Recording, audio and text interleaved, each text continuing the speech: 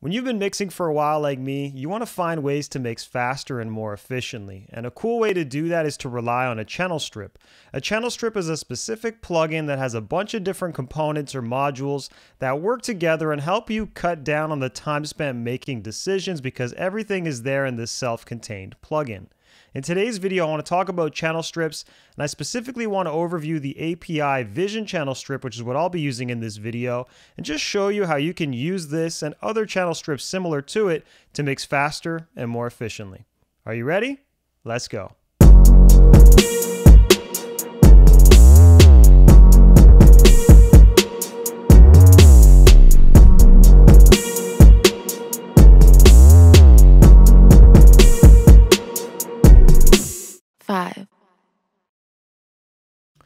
What's going on, ladies and gentlemen? This is your boy 5-Piece producer and engineer extraordinaire. Thank you for checking out today's video, and as always, if you haven't already, please hit the bell and subscribe button down below so you can stay tuned for more helpful videos. I drop something new every single week, always focused on recording, mixing, mastering, production, and even how to make more money with your music. If you want help in these areas, definitely subscribe to the channel, smash that like button, and hit the bell so the YouTube algorithm could show you more of my content. Now, in today's video, we're going to be talking about the API Vision channel strip and really just channel strips in general. This is going to be a real cool overviews type of video, and I want to show you the different ways that you can incorporate a channel strip into your workflow to mix faster and mix more efficiently. Let's jump onto Pro Tools. I'm going to show you what's going on here. So I got a session here, and this is really just the instrumental so far, but I'm going to just play a little section of this track and show you what the final product is sounding like. This is still not 100% done, but you're going to see what I've done to it. I'm going to overview some things that I did using a channel strip to particularly mix my drum section and my rhythm section. Let me just play this real quick, and then I'll summarize what's happening.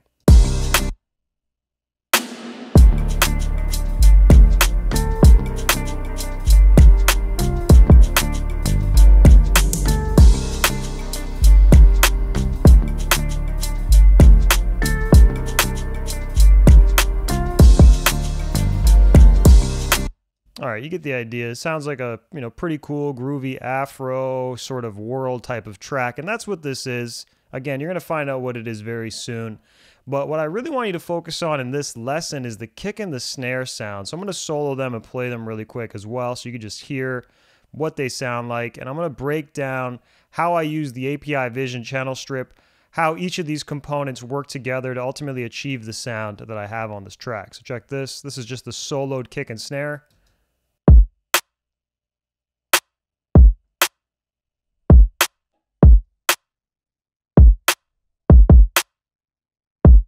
And if I were to play it again but bypass the channel strip, just so you can hear the difference.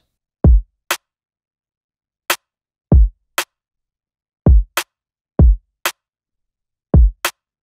going to put it in.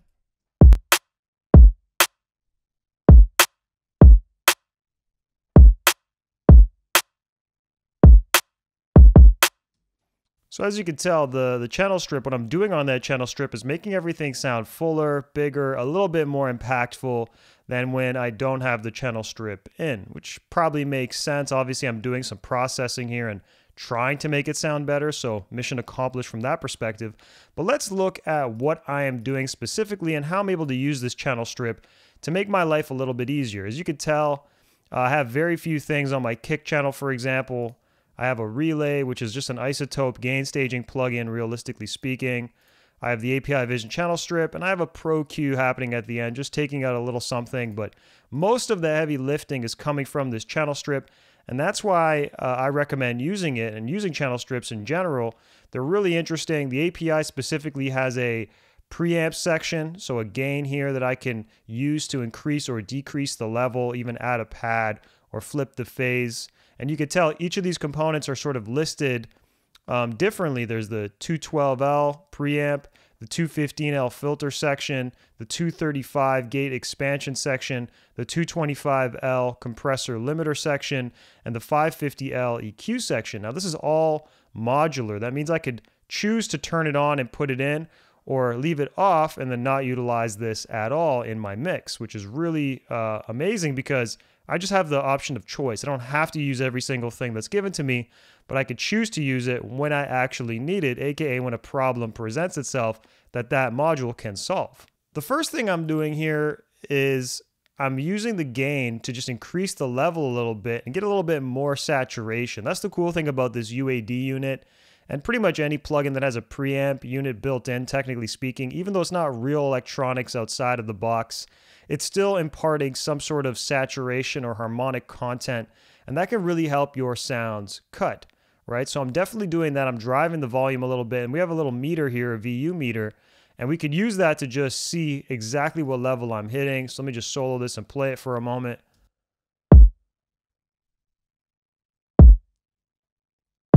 As you can tell, you know, I'm hitting 0. I'm not really, maybe even a little bit past 0, but it's not clipping. It's not hitting the red.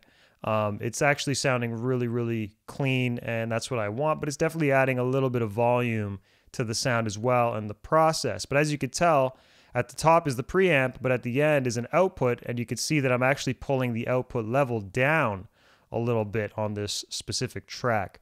So that's obviously to compensate and make sure that we're not clipping at the final output here. Before we get too deep into that, let's continue, and we have, after the mic pre, we have the filter section. Now I'm specifically using the high pass filter, so I'm getting rid of the low end, but not a whole lot. As you can see here, this is 30 hertz. I'm getting rid of just shy of 30 hertz. It's probably about 25 hertz, I guess, because 20 is down here. So somewhere around 25 hertz and below, I'm removing on the kick. And you don't always want to do that, but I'm doing that in this case because there's a lot of bass sounds. This producer actually has 4 bass sounds, which is a lot, to be honest with you. But 4 bass sounds in this track. And I wanted the kick to have a definite presence in the low end, but I also knew that there was a lot of things competing for it, so I decided to filter out just a little bit of the lows. And if you want, I could even do an A-B by turning it on and off. So this is going to be off, and I'll let you know when I'm turning this on. You can see this light up, and you'll hear the difference. It shouldn't be that big of a deal.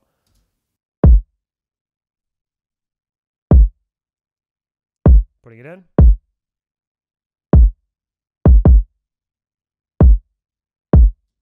It's just a little bit tighter. That's obviously what I'm trying to achieve here. I'm not really using the low pass, so I'm not cutting any of the high end. I'm leaving it just exactly as it is, and that's cool. I'm not using the gate section here. This is good if you need to reduce some background noise or tighten things up a little bit more, but I like the way that the kick was sustained and hitting in this track, so I decided to just leave this untouched. You can see because it is off. Now here I'm using the compression section a little bit. I don't always compress my drums directly. I definitely like to do the parallel compression a lot more. And this is actually a cool unit to do that with. You can always put this on an aux and then use the compression and the EQ settings and even the gain and the preamp and all the other features that come with it. But, you know, in this particular case, I'm actually directly compressing the kick drum, which again is unusual for me. I don't always do that. Especially when you see there isn't a whole lot of dynamics here. You can see that the kick is relatively the same volume every time. You know, the producer's using a sample and all that, but I just wanted to experiment and try something, so I decided to compress very subtly. I have a 2-to-1 ratio. My threshold is obviously set dependent on the level of the track, so we don't have to focus on that too much. But the ratio is 2-to-1. The release is relatively quick. Not the quickest it could be, but still relatively quick, 0.15 seconds. I have the new type, so there's different sort of types or styles to the compression that you could have. I have the newer one, not necessarily the older sound. I just preferred that. I definitely shot them both out by flipping the switch on and off. Subtle differences, but the new one just felt better for me, and this is also a more modern song, so I'm sticking with the more modern sound. In terms of the knee, I have the knee set to the soft setting, so definitely softer, not on the hard, you know, jagged side of things. It's not going to be as aggressive as it might sound if it was set to hard. And then the attack, I have that set to the slow setting in the middle rather than fast or medium. I wanted this to be slow so that the transient could come through and cut on this track. I didn't want the compressor to squash the kick's transient or make it feel too, you know, flat, right? It's already a compressed sample, but I'm just using this to bring things out a little bit. And if I'm not mistaken, this compressor adds a little bit of gain to make up for what it's losing. You're going to ultimately see that when I play this, it's only losing about 1 dB. So it's a very, very subtle change, but it is still changing everything slightly in terms of the kick sound. So I'm going to play this with it on. I'll take it off and I'll put it back in. Listen closely, pay attention to the light here. You're going to see when it's in and out, and you'll hear the difference. Here we go.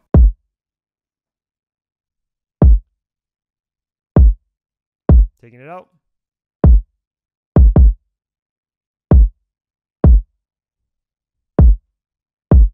Putting it in.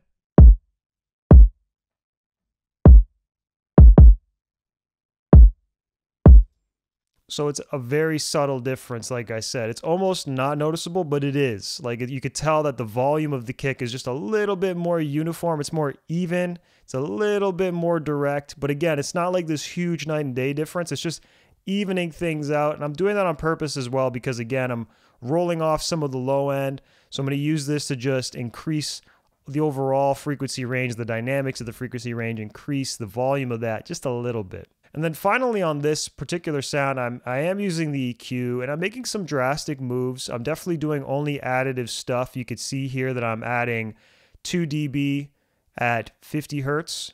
This is the kick once again, so I'm adding a little bit of that low end, right? I'm adding 2 dB at about 1,000 hertz.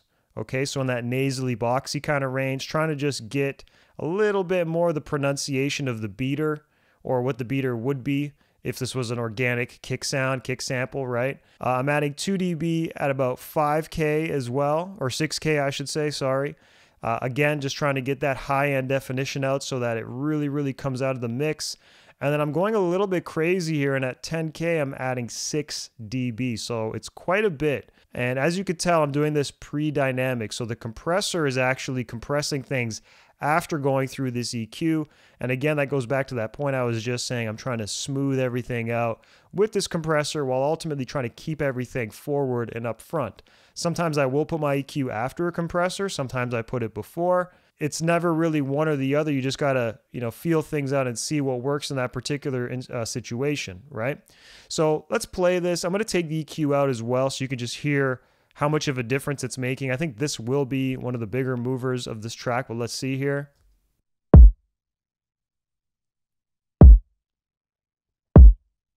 Taking it out.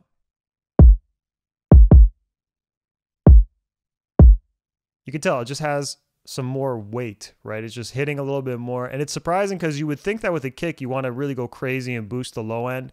I'm definitely boosting the low end, but as you could tell, most of the things that I'm doing here is actually boosting the higher end frequencies, the 1,000 hertz, the 6,000 hertz, and the 10,000 hertz. And that is actually what's giving this illusion that the kick is bigger, right? Now, let's just pay attention to our level real quick. The final output here, that's what this meter is.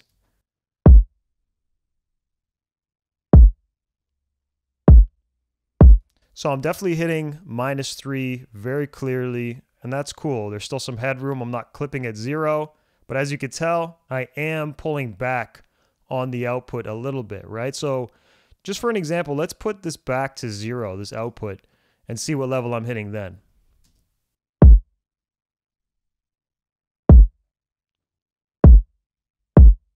See, for me, that just felt a little bit overwhelming, right? Like you could really hear the thump, which some people may prefer, but I could also hear that muddiness and whatnot coming through as a result. So what I've decided to do is I'm backing off on the output a little bit. And if I really, really need to continue to play with the level, I can always go to my actual track and increase the volume, my final output, the fader output, right? But because there's so much stuff happening within this plugin, it's all self-contained. So therefore, I want to make sure that I'm adjusting the output as needed to compensate for that. And we have to also remember I'm increasing the gain here, adding some saturation, adding some harmonic content.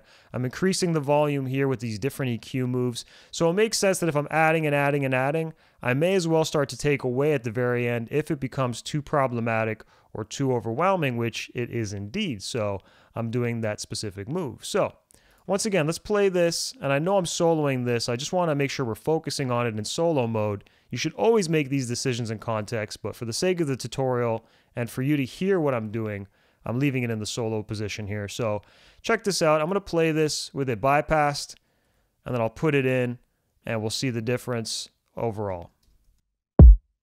So without it,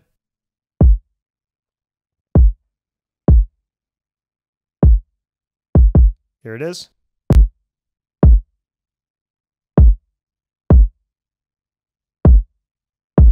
right? So it's cutting a little bit more. Let's do it in context. I'm going to take it out one more time and play it again, and then we'll look at the snare.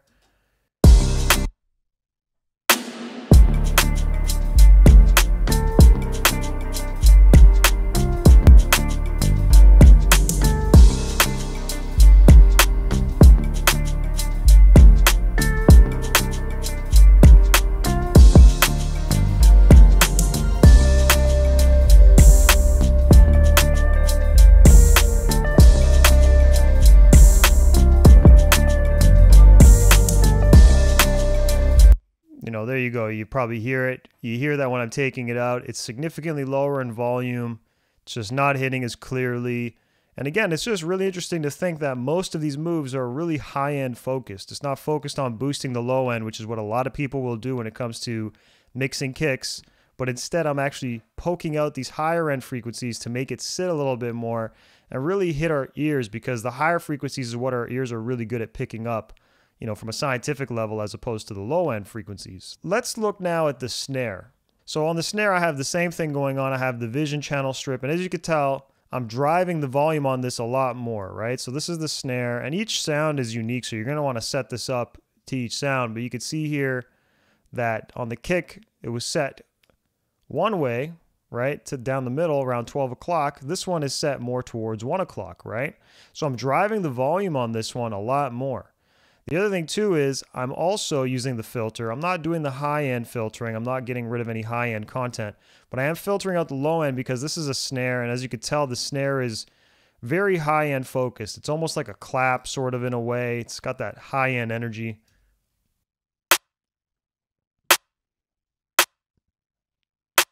Right, I think you get that. So I'm filtering out some more of the low end just to prevent congestion. There's a lot of stuff happening. Like I said, there's 4 bass lines in this track. There's a kick drum, all kinds of things fighting for attention in that space. So I'm trying to prevent as much congestion as possible. And in this case, I'm getting rid of just above 50 hertz on the snare. It's not a necessary frequency I need. Anything below there is not really important or fundamental to the sound. I really need that high-end content. So that's what I'm focusing on. If you really want to hear, let me play this, and I'll just get rid of the filter, and you'll see how much of a difference it makes.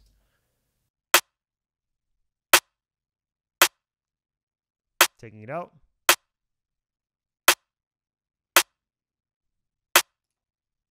Put it in.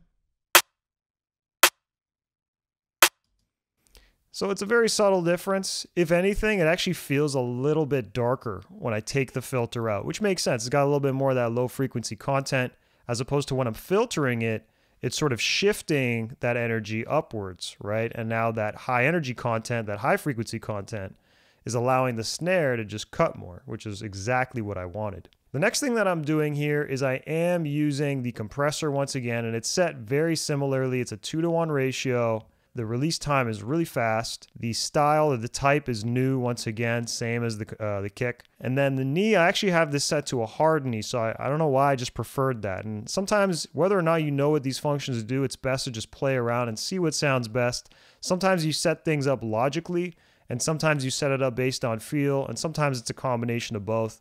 I'm usually in that latter category where I use my wits and my skills, knowing what I'm doing, to set things up the first time, but then I might try some things to break it on purpose and then ultimately achieve some cool results in the process.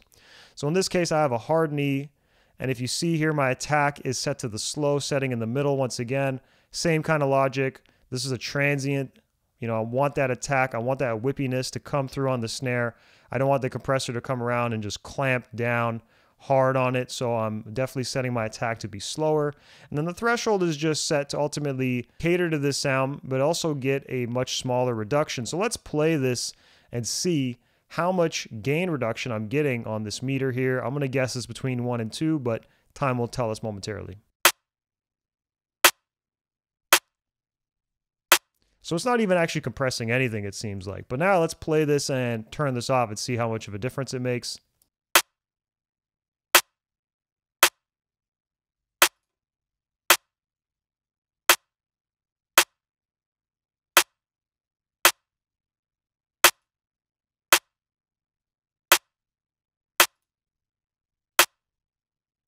It's very subtle, probably more so than the kick, but it is, you know, just allowing it to hit and impact a little bit more. At least that's what I'm hearing. Maybe I'm biased, but there is no gain reduction, but I am hearing just this sort of uniformness of the frequency range happening as a result of using this compressor. And once again, you can see that my EQ is being used, and it is being used in the pre-dynamics mode, so it's happening before anything is hitting the compressor. And of course, I'm not using the gate. Once again, just didn't feel a need to use it in this particular case. Now, in terms of the EQ, you can see here that I'm, again, using this for additive purposes. I'm not doing any surgery here with the EQ. I'll probably go to a Pro Q or something a little bit more accurate for that. But here I'm using the notch settings, and I'm boosting 200 Hertz by 2 dB. I'm leaving this other band alone. This upper band at 12.5 kilohertz, I have that on a 2 dB increase. And at 15 kilohertz, I'm also adding 2 dB. So I'm adding a lot of this high frequency content once again because that's really where this sound lives. And I just want to accentuate it using this EQ. So let's play this. I'm going to take the EQ out and we'll just compare what it sounds like with and without. And even though this pre-dynamic thing is lit up, if the EQ is out, this doesn't matter. All right, so here we go. Let's take a listen.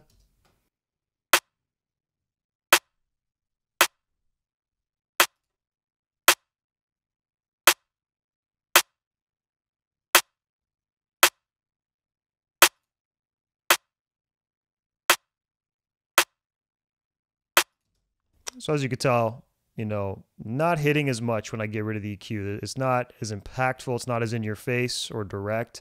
The EQ is obviously accentuating these higher frequencies and it's making it appear louder. And I like that in this particular case. Now, once again, I am dialing back the final output because I am adding a lot of volume through these different stages and altering the sound of the snare as a result. But I definitely wanted to peel back the volume a little bit so that it's not too overwhelming, so that we're not clipping. So let's just see what this sounds like. I'll even reset it to 0, but let's see what level we're hitting right now with these current settings. Lighter hits, we're hitting about -6. On the heavier hits, we're hitting about -3. So those two different styles of hits is yielding a different level, of course. It makes sense. There's a volume difference. We're still getting that consistent level, more or less, and they're very close to one another. It's preserving the dynamics. The difference in those levels is allowing it to have some feeling, but it's not too much of a difference to the point where you're only hearing one hit and then not necessarily hearing the other at all. Now, if I was to just play this and reset the output to 0, let's see what that sounds like so we can understand why I pulled it back as much as I did. Well, now you could see right away I'm hitting 0, I'm clipping, and it doesn't sound the worst, you know, but I'm definitely hearing some more of the lower end frequencies, that low mid muddiness potentially coming out a little bit more. Whereas when I have the output dialed back, you know, I'm not clipping, I'm preserving headroom all within the plugin because this plugin is probably causing the clipping in the first place due to my additive moves.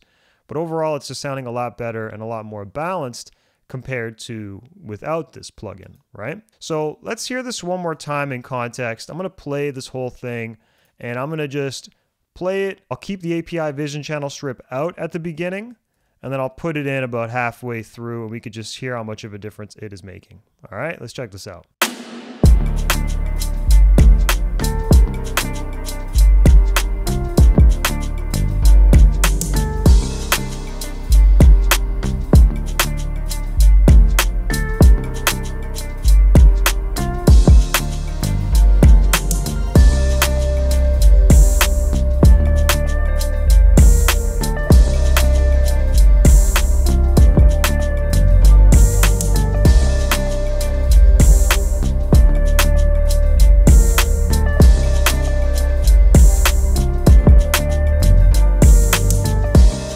So there you have it. You can really tell this plugin is making a big difference. You know, this channel strip is making a big difference here.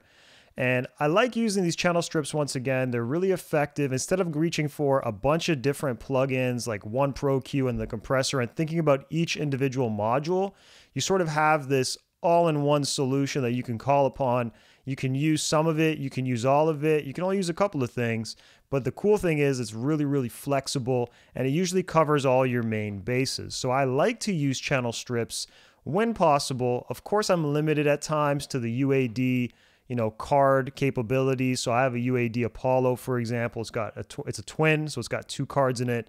I can only get maybe 6 to 10 instances of their plugins. So I have to be very selective of what I use. But if you're using other channel strip plugins, like stuff from Plugin Alliance, stuff from Waves, there's all kinds of stuff, SSL emulations, Neve emulations, it doesn't matter.